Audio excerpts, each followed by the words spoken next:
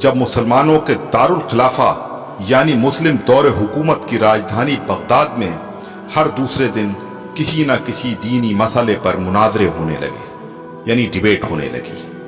جلد ہی وہ وقت بھی آ گیا جب ایک ساتھ ایک ہی دن بغداد کے 4 الگ الگ چوراہوں پر الگ الگ مناظرے ہو رہے تھے۔ پہلا مناظرہ اس بات پر تھا کہ ایک وقت میں سوئی کی نوک پر کتنے فرشتے بیٹھ سکتے ہیں۔ دوسرا مناظرہ اس اہم موضوع پر تھا کہ کوا حلال ہے یا حرام ہے۔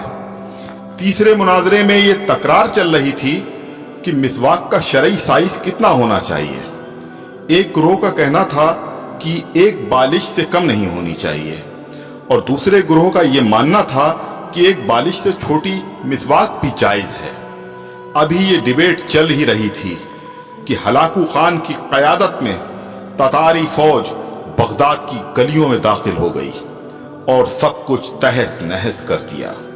مسواک کی حرمت بچانے والے لوگ خود ہی بوٹی بوٹی ہو گئے۔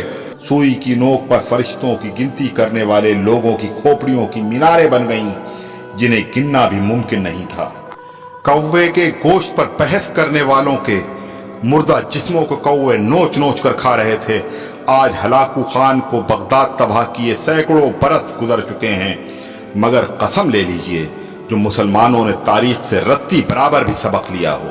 آج ہم مسلمان پھر ویسے ہی مناظرے سوشل میڈیا پر یا اپنی محفلوں، جلسوں اور مسجدوں کے ممبروں سے کر رہے ہیں۔ داڑھی کی لمبائی کتنی ہونی چاہیے، یا پھر پائجامے کی لمبائی ٹخنوں سے کتنا اوپر کتنا نیچے شرعی اعتبار سے ہونی چاہیے۔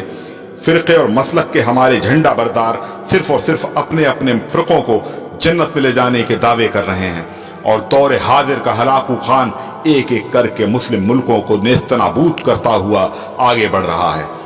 افغانستان، لیبیا، عراق کے بعد سیریائی بچوں کی کٹی پھٹی لاشوں کی گنتی کرنے والا کوئی نہیں ہے۔ بے گناہوں کی کھوپڑیوں کے مینار پھر بنائے جا رہے ہیں۔ آدم کی نسل کے نوجوانوں، بوڑھے، بزرگوں کی لاشوں کو کوے نوچ نوچ کر کھا رہے ہیں، اور ہوا کی بیٹیاں اپنی عصمت بچانے کے لیے امت کی چادر کا کونا تلاش کر رہی ہیں۔ جی ہاں، اور ہم خاموشی سے اپنی باری آنے کا انتظار کر رہے ہیں۔